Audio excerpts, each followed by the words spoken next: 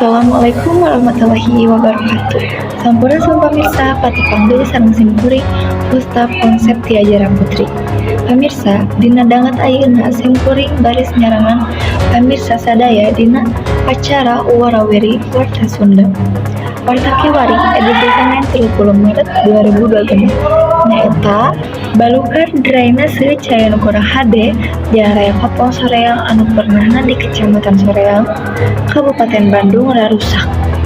Ilharna nalika hujana rajang eta lalowek teh kakeueum caiturna runtah.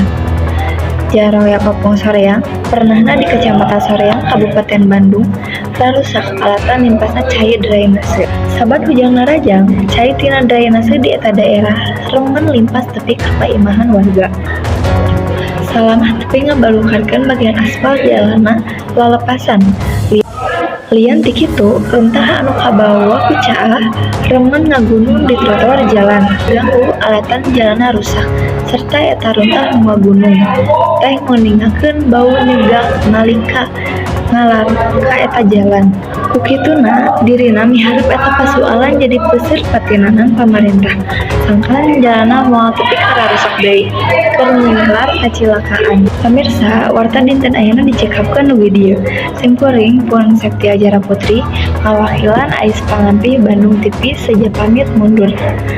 Pamit mungkur bobosa panon, cara sapakan, hapunten sabudaya kalepatan. Wassalamualaikum warahmatullahi wabarakatuh.